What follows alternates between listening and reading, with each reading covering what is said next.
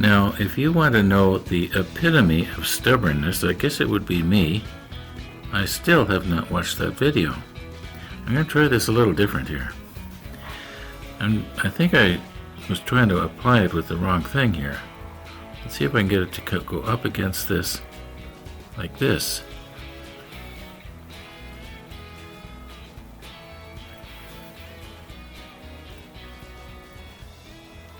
Okay, now let's flare it out just a little bit here, because the idea is I'm going to want to try and mask that off. And the idea is that I want to see if I can spray the top of that, and then when I remove, a little bubble there.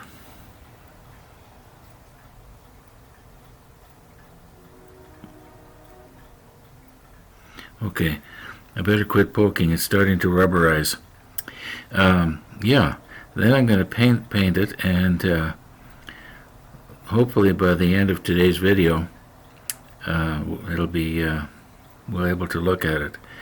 No promises. We'll see how it goes here. Notice on the sides how it's starting to discolor or change color as it's drying. That's kind of interesting. You know what? I think I'm going to just let the camera run for a minute there, and we'll do a time-lapse thing. Okay, I know you can't see what I'm doing here, but I picked up my heat gun here, and I've got it set to 160 degrees, and I'm just going to apply some heat to it and see if it'll, expedite things a little bit here.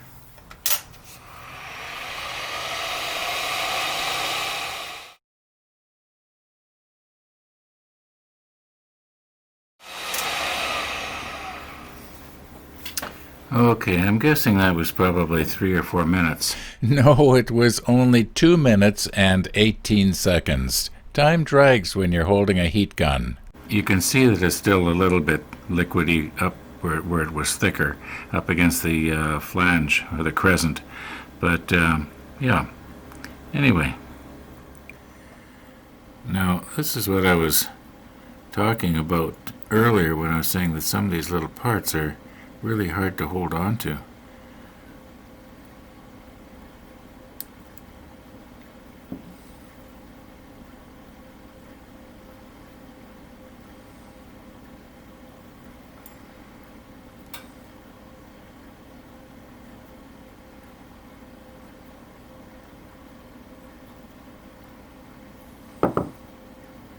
I'll just take a file and very carefully try and keep this round and not flat.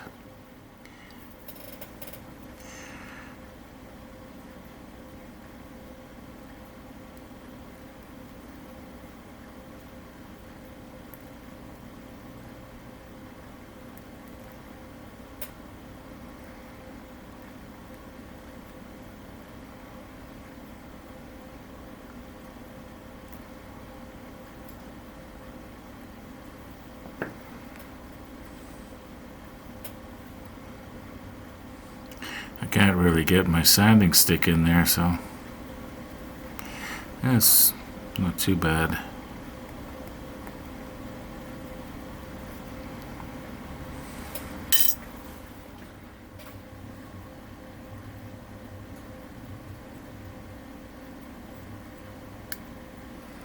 Sometimes when I try to improve on something like this with the file or the sanding stick, I end up making it worse.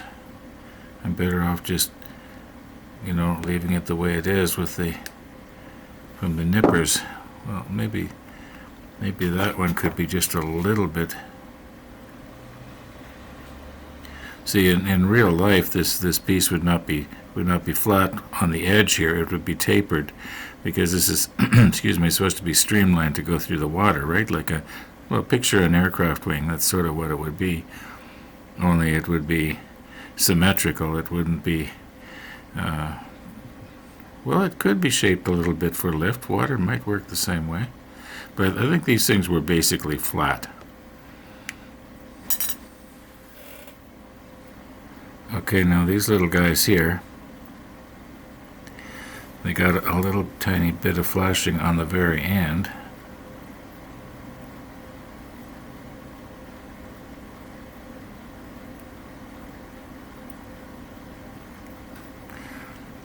I don't know why it was like that. I'm pretty sure that's not supposed to be there. And this one right here, that stays on because that plugs into the superstructure. So this one here has to come off. I gotta be careful I don't break it.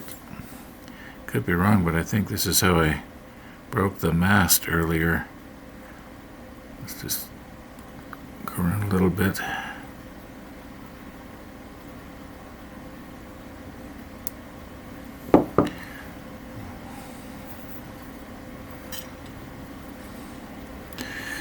It's hard to hold just right here.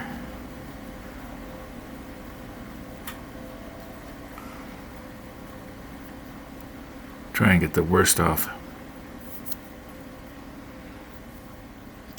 Now, mind you, now that I look at it, this is going to plug into the side of the superstructure. So this little piece that we're looking at right here is going to be up against the wall. We're not going to even see that.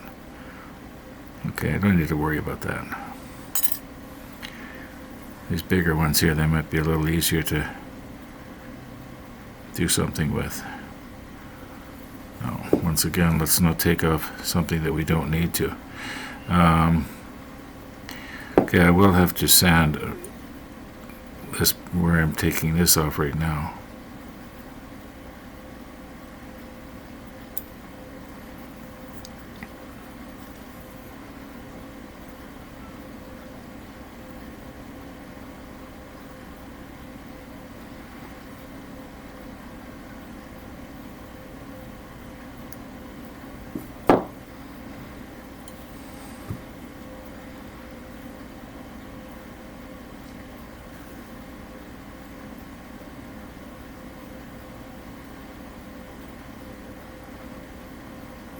Come on. All right.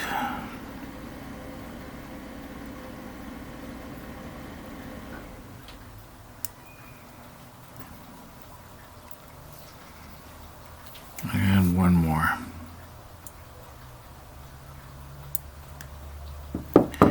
Okay. So these ones here will be visible. Well, let's not take off that detail.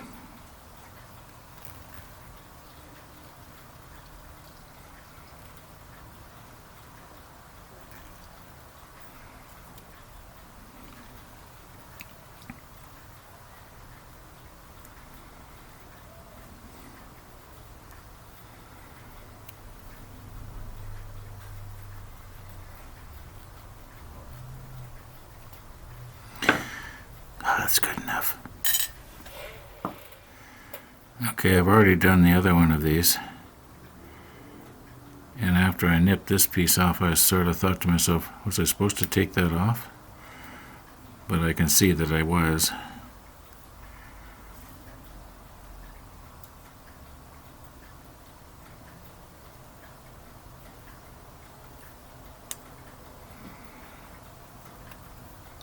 Have to do just a tiny bit of filing there, maybe.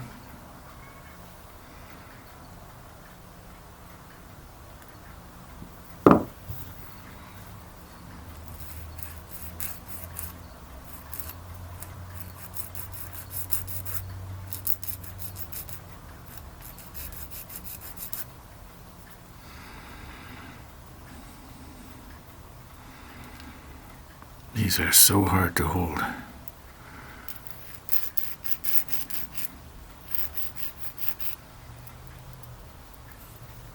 That's pretty good. Looks good to me anyway. Okay, I think you've seen enough, right?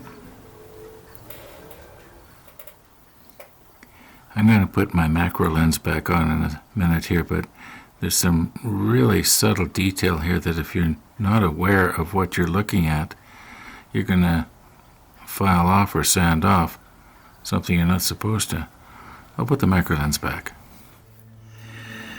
Okay, if you notice, as I turn these over half a turn, there appears to be a little U-shaped bracket that is fastened to the wall of the superstructure.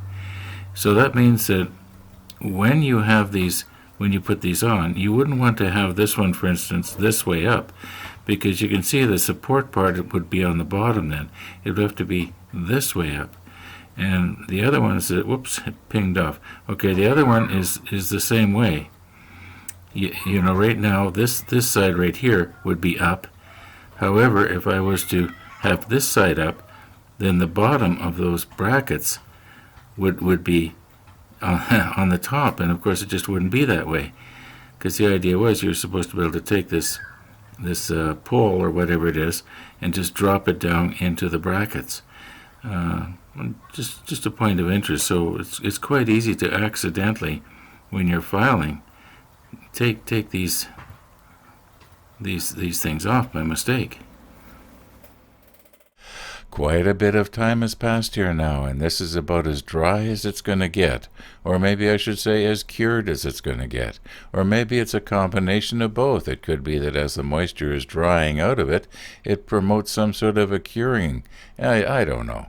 Anyway, I think it's as good as it's going to get. Now you're going to notice here, when the light hits it just right, that it sort of wicked its way up the sides of the little crescent piece of plastic there that we were trying to mask off. Yeah, I might have put it on a little bit too thick. Now I'm thinking that probably the best time to have done what I'm doing right now would have maybe been before I put the liquid mask down. Oh, I could be wrong there. Now am I thinking here about putting the masking tape down first and then putting the liquid mask, so that it sort of overlaps on top of the masking tape? Well, that was from an idea that one of the viewers had made. He said he puts a piece of masking tape down to act as a pull tab, and then he removes the masking tape and it lifts up on the liquid mask. So, maybe we'll try that next time.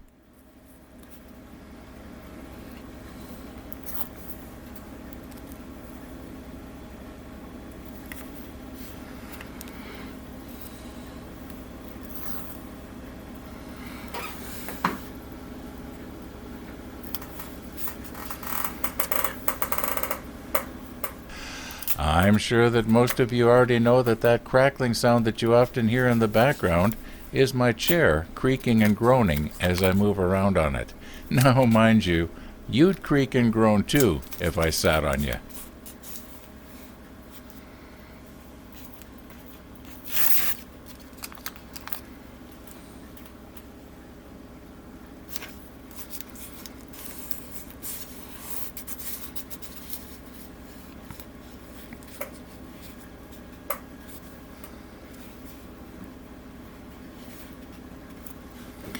Now I'm pretty sure if I was to spray this, I think that would work.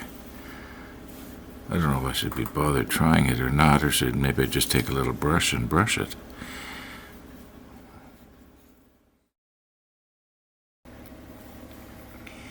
Now I know I could spray it, but I'm lazy. I don't have to clean out my airbrush. I think that this is probably going to... Alright, what we're going to do now is I will use the hairdryer and increase things a little bit here. Now I'm sure you saw that too. Did you notice the black sort of wicking off to the sides? Was that going on top of the tape or under the tape? Guess we'll soon find out. Okay, here we go.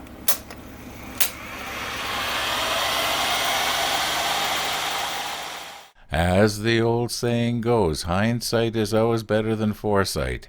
And looking back now, I should have picked a different color other than black. I should have picked a color that, yes, it would contrast against the yellow tape, but it wouldn't be so dark that we wouldn't see any detail on the surface of the color. So that's why I've grossly overexposed this entire scene here, so that we can see the detail in the black, at least some detail. If I didn't overexpose it, all we would see is a black blob changing shape. Well, once again, you can see it a lot better than I can. Does it look like it's dry? It kind of does to me. I don't see any places where it looks kind of glossy, if you know what I mean. Okay, probably over an hour has passed now. And what is with this wicking that I'm seeing going off to the sides here? Did the tape slowly let go, or I thought I put it down pretty hard. Okay, let's take it off and have a look.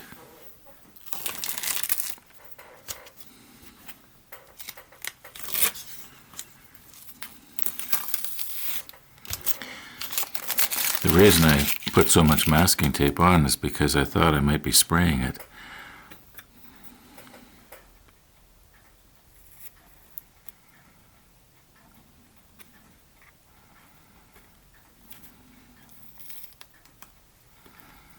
Trying to do this nice and slow so that you can see what's happening here.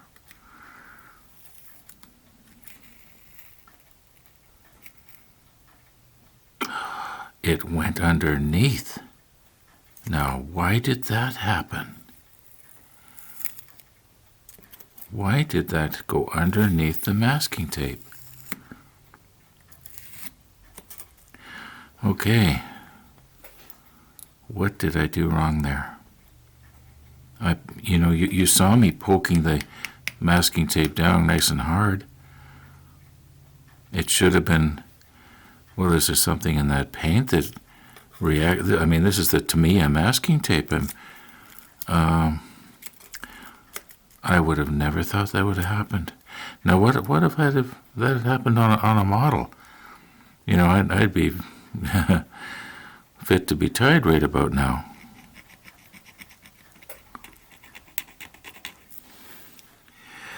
Okay, here is what I think happened. You remember I flooded it on. I knew I was flooding it on, but I had never thought that it was going to run under the masking tape. Now, if I had of, instead of flooding it on with a brush, sprayed it on with the airbrush, I don't think we would have had this.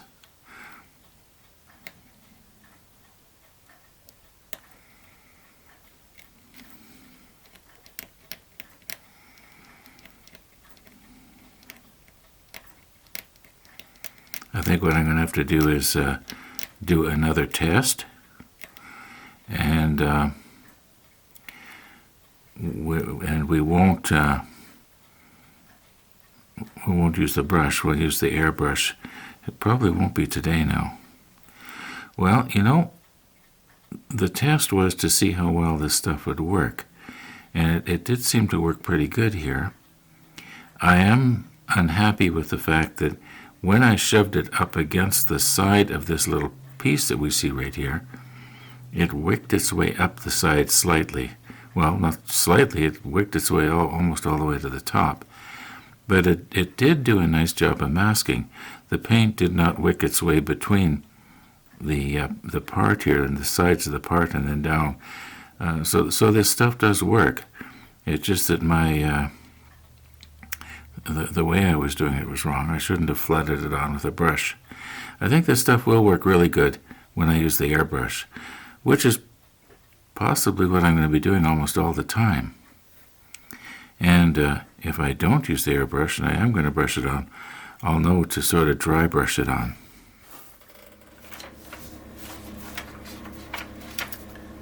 Wooden decking. Hey, paper's made from wood. It's kind of wooden decking. First of all, I want to tell you a story. It's a true story.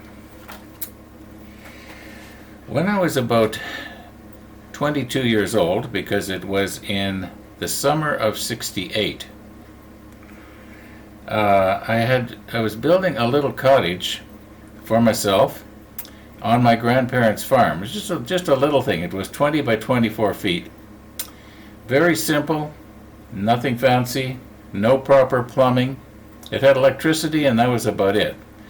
But when it got to the point that a place where I was going to build the kitchen counter, I wanted to have what we call here in North America a formica top. In other words, that plastic top that's about maybe 1/16 of an inch thick, and you put it on by using contact cement.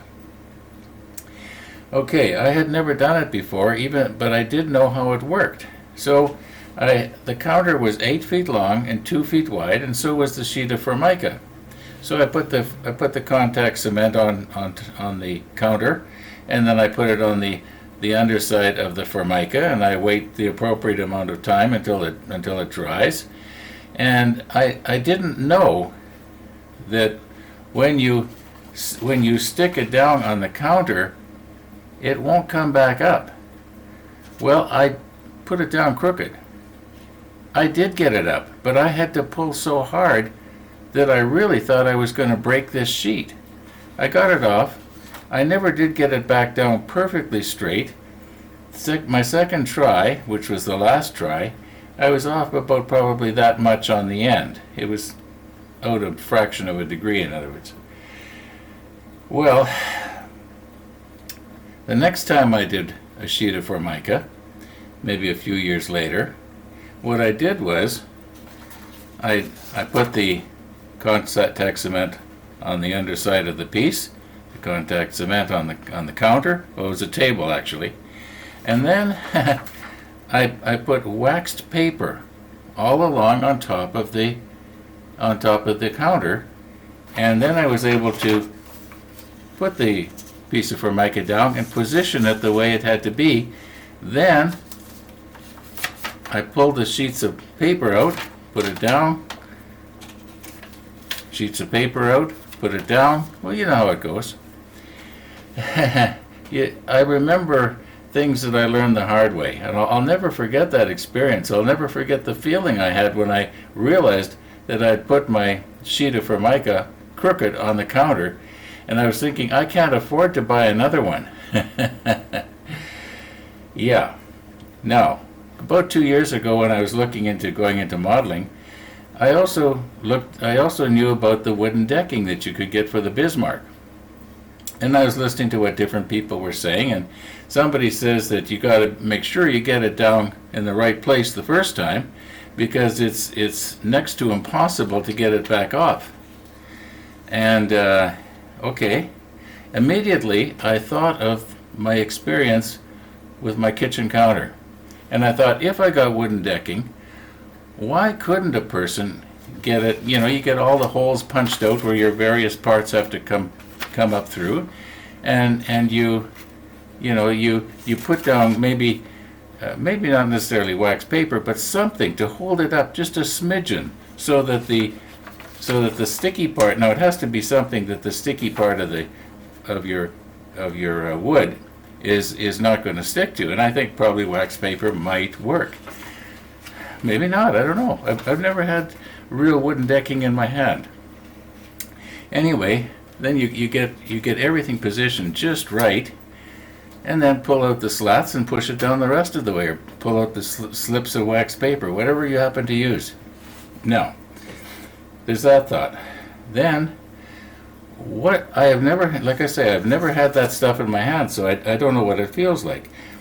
After you've broken all the little holes out in your piece, what would be wrong with doing a dry run? Now, maybe this wouldn't work.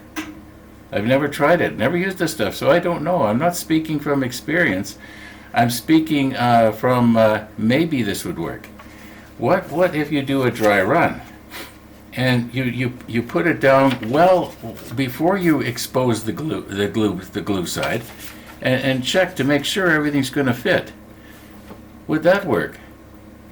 And then you would find out if you've got a problem, like maybe the components on the deck are not in exactly quite the right place on the wooden decking, and you have to take a sanding disc or something and just make something a little bigger one way or the other.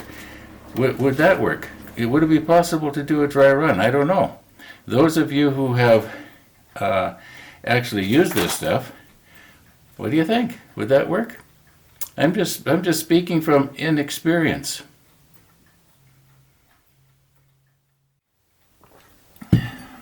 Okay.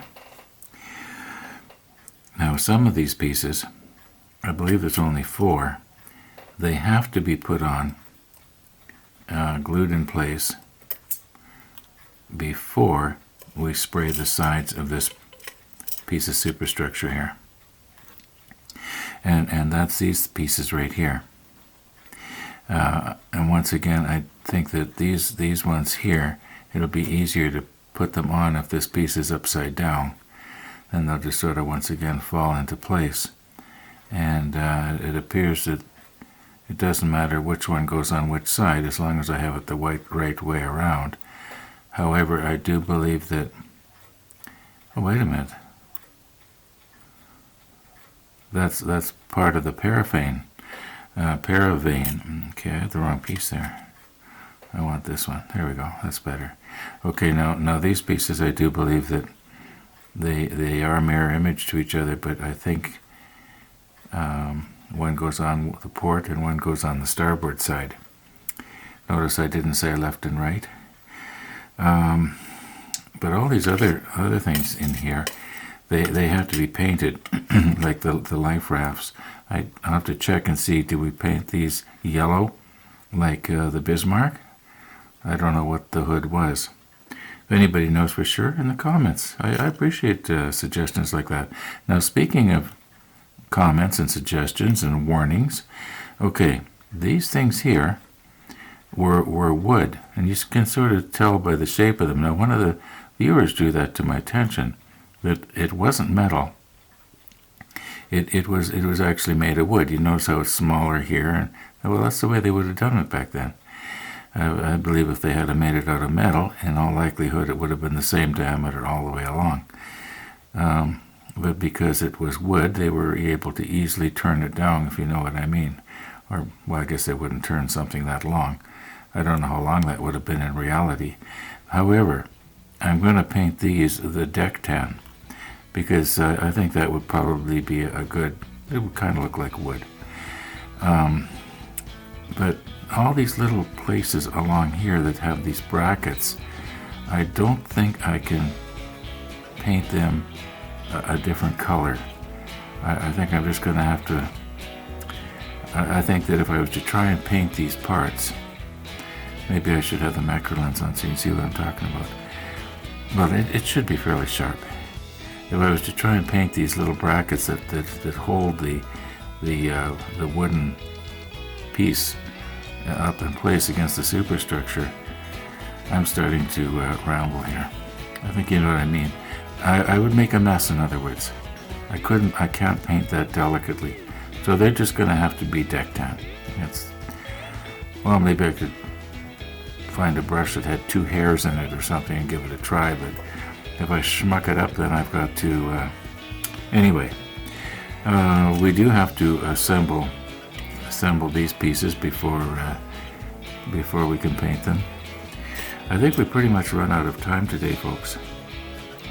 So whatever we're going to do, it's going to have to be in the next episode.